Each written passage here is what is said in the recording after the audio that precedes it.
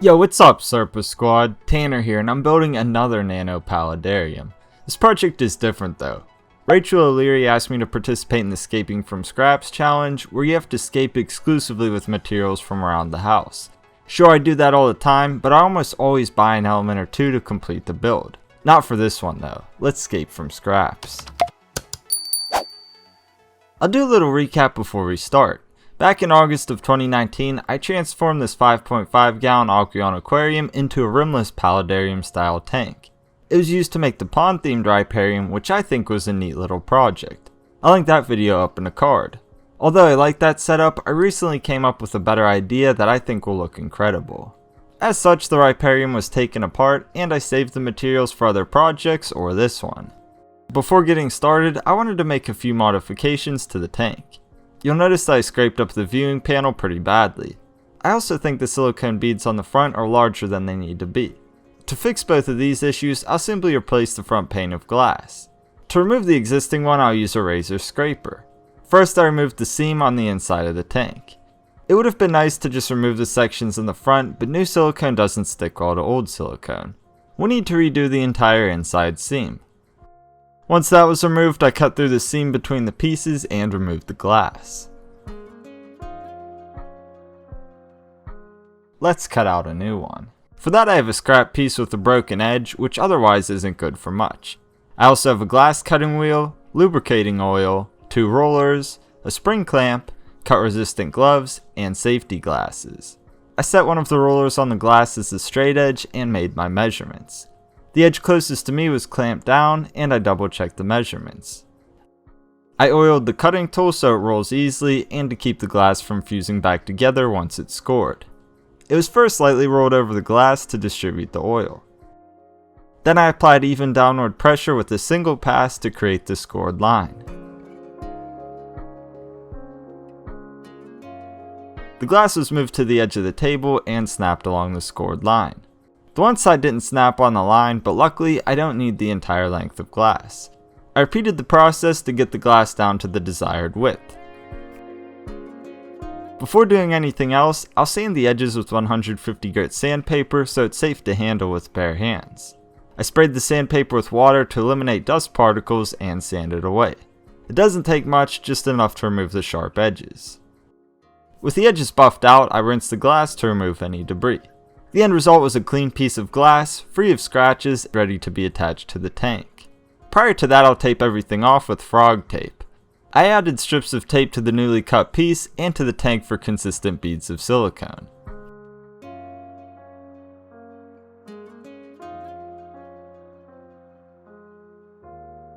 After that, I poured isopropyl alcohol on a rag to clean the taped off areas. This will remove debris and oils that could compromise the silicone seal.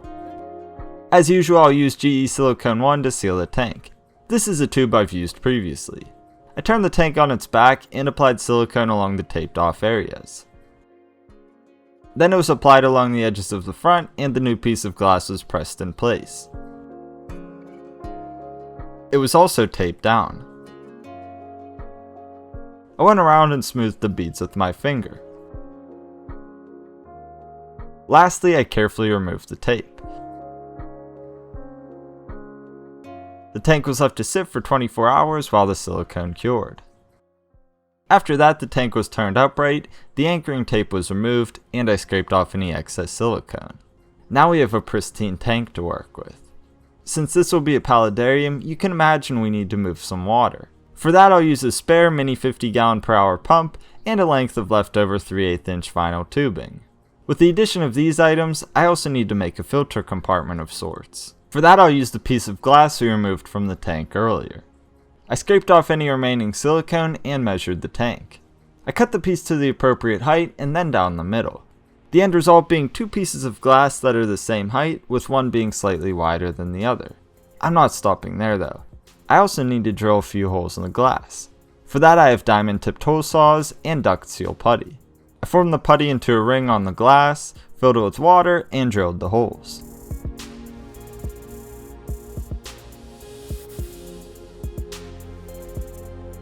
I used the sandpaper from earlier for the edges. A large hole was made for the intake of the pump and a small one for the return. I used scrap knitting mesh to create a cover for the intake area. I used a slightly larger hole saw to cut out a section.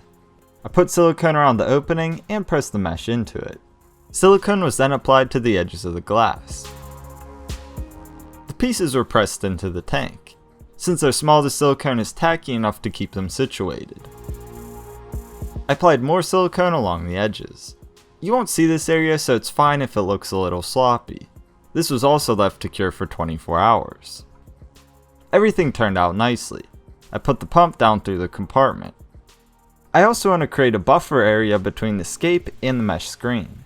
For that, I'll use egg crate light diffuser held together with zip ties. I cut down the egg crate with a pair of wire cutters. Once I had two smaller pieces, they were joined with the zip ties. To attach it to the tank, I'll use hot glue. The foam and other components will hold this in place, so I used the glue to get a quick hold instead of waiting for silicone.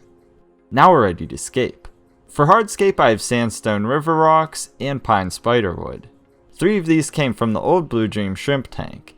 I just had to scrape off all of the thread and super glue I used to hold moss on the branches.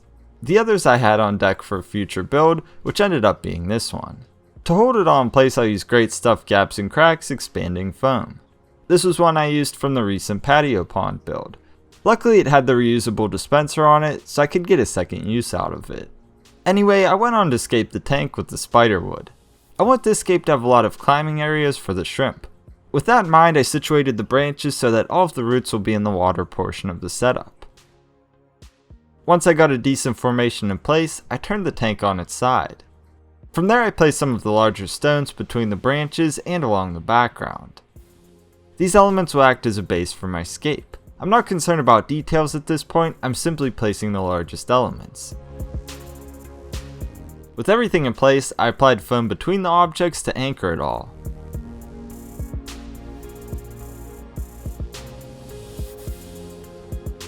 I let this set up for a few hours prior to removing the excess.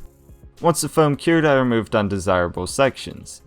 Most of this I could do by hand, but there were a few areas that called for the razor scraper.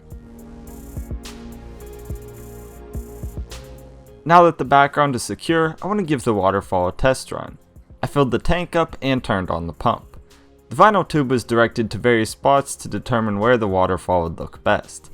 Initially I intended for that to be on the far left of the setup, but I later determined that it would look better on the right side of the glass compartment. At first I tried to simply shorten the tube, but I thought it would be hard to conceal later on and make it more difficult to service the pump if need be. What I decided to do was make another hole for the return in a better location. For that I drilled like usual, but I used a pressurized sprayer instead of putty and water. Luckily I was able to pull this off without ruining the entire setup. I cut the tube once more and fed it through the new hole. This should work perfectly. Now it's time to add more details to the background. What I did was silicone various stones to the existing structure to hide all of the foam. My goal was to make it look like an eroded bank of sorts. Most of the dirt has eroded away, what's left are roots and stones. I think that look was achieved quite well. I let the silicone cure overnight. The remainder of the glass above the waterline on the back of the tank needs to be concealed. For that I'll use some scraps of cocoa fiber liner. I simply lined the piece up with the shape of the rocks and gradually cut it down. It ended up fitting perfectly. I removed the liner, applied silicone to the glass, and pressed it in place. I let this cure for a few hours prior to adding the final details to the background. At this point it's almost ready to be planted. I just have to finish off the background with some tree fern fibers. I started by applying silicone between rocks and over the cocoa fiber liner. I firmly pressed the tree fern into the silicone so that it's embedded into it. Otherwise the fibers just sit on the surface and generally fall out over time. As I worked through this, I decided to cover all of the cocoa fiber for a consistent aesthetic. Once the main areas were addressed, I went back with smaller bits of tree fern fibers and cyanoacrylate superglue. I used these to fill in all of the fine details. I was very conscious of my application though, as I had very little glue to work with.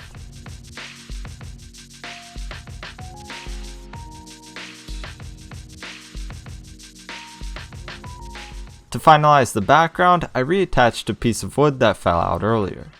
I also snipped off a piece of wood from another branch that looked out of place. Here's the end result. I think it turned out extremely well and has a lot of great details. I then gave the setup a quick rinse to remove debris. While the tank was full, I figured I would give the waterfall another test run. It looked good, but I adjusted a few rocks near the vinyl tube to optimize the flow. That looks perfect. After I drained the tank, I placed rocks throughout the bottom. I wanted to hide the egg crate area and add more definition to the layout. Now for the remainder of the materials. For substrate, I'm using a mix of planted tank substrates from an aquarium I dismantled not long ago, peat pebbles, and garnet sand. I also have a few pieces of spiderwood twigs that came from the original Pond Themed Riparium. The majority of the plants I'm using came from the original setup, including Acorus gramineus minimus aureus, Anubias nana petite, Rotala indica, Syngonium podophyllum white butterfly, Tillandsia ionantha, and several miscellaneous plants I think are primarily different varieties of Alternanthera. A few plants are also pulled from the bio-orb, including Hemigraphis reponda, Acorus gramineus minimus aureus, and Ficus pumila quercifolia. I also got a few clippings of Phytonia albovenus mini white from the fire-bellied toad Paludarium, Cryptocorn wenti bronze from an old aquarium, and a few Bucephalangio deep blue from the foggy riparium bowl. As usual, I'll start with the largest plant, the Syngonium. I trimmed up the roots prior to planting to make things easier. I put them in the setup before the substrate so I can simply cover the roots in a moment. Trust me, it's much easier that way. After getting them situated in an area of interest, I dumped in a few cupfuls of the substrate mix. It was distributed with a few brushes. In doing so, I wanted to cover the back 2/3 of the tank and the roots. With that taken care of, I could plant some more, starting with the Hemigraphis. This is a great offset plant for the Syngonium since the leaves are much finer. It's also probably my favorite riparium plant. Next, I wedged the Anubias rhizomes between a few of the river rocks. The same was done with the Acorus. Once those are situated, I sprayed down the tank to keep things hydrated. I also redistributed the planted tank substrate. From there I added more stones to the scape. Then I poured in the peat pebbles. Like the substrate from earlier, they were distributed with a brush. Lastly, the front of the scape was filled with the garnet sand. It's already damp, so I can't distribute it well with a brush. Instead, I sprayed it down to get it to settle. With all of that looking proper, I added the final pieces of driftwood. Although it's a different type of spiderwood than the rest, it blends in quite well. Now for the rest of the plant, starting with the miscellaneous items. Next up were the stems of Rotala indica. I planted them primarily on the right side of the setup. The Bucephalangio were wedged between the rocks, just like the Anubias and Acorus.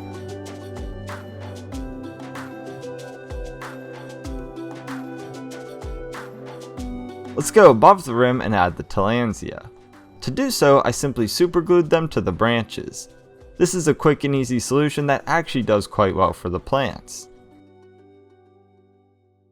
With the majority of things in place, I filled up the tank to ensure nothing would float away. Lastly, I planted the ficus on the background. I didn't pin them in place or anything like that, they'll root in over time. The main thing with these is that a portion of their roots are submerged underwater.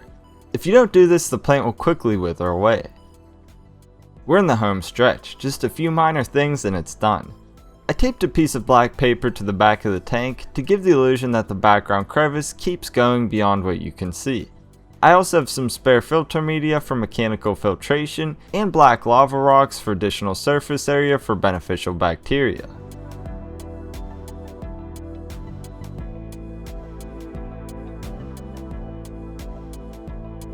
After adding those, the tank was finally returned to the Nano shelf. I filled it up with dechlorinated tap water. No setup like this is complete without the floating plants. I added Salvinia minima, duckweed, and giant duckweed that were all pulled from various setups. The combination of the three will create a great variation in texture. Before adding the inhabitants, I got the tank going with FritzAquatics TurboStart 700, which was provided by our channel sponsor. We can't do this without some snails. I have a few from the previous Blue Dream tank, including a tiger narite snail, an olive narite snail, and a few bladder snails. There were some already living in the substrate, so these are just a bonus. I also decided to add some of the botanicals and leaf litter directly from the shrimp's previous tank. Hopefully these will help them feel at home right away. Lastly, of course, are the shrimp. These are some of Lucas Brett's Blue Dream B-Team shrimp. I have a few more than this, but these are all I could find in the tank for now. They were drip acclimated prior to being added to the tank.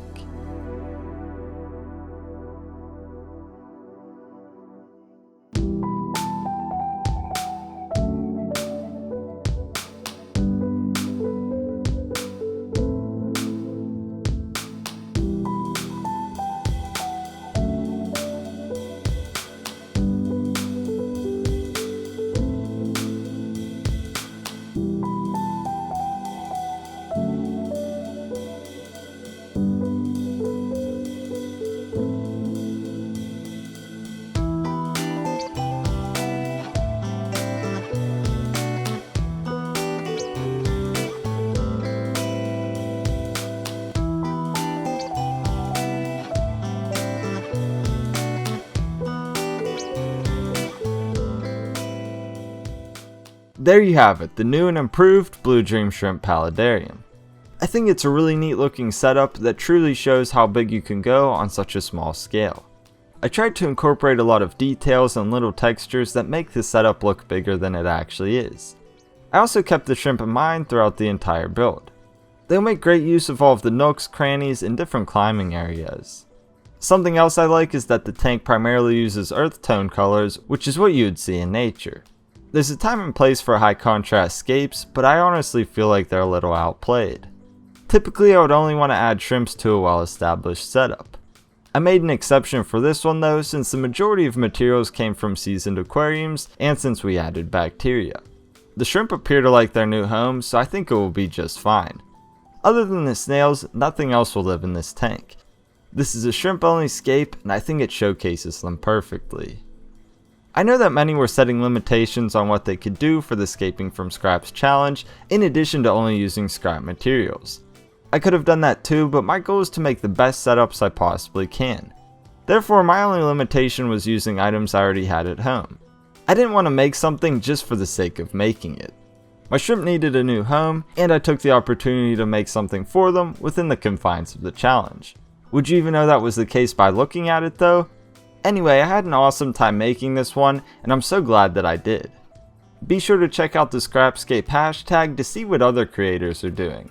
I'm curious to know what you thought of this one though. How did I do with the Scaping from Scraps challenge? Anyway, I really hope you enjoyed this one and learned something new. If you did, please take a moment to give the video a thumbs up. It would mean a lot and helps out tremendously. Until next time, Serpa Squad, take care and peace.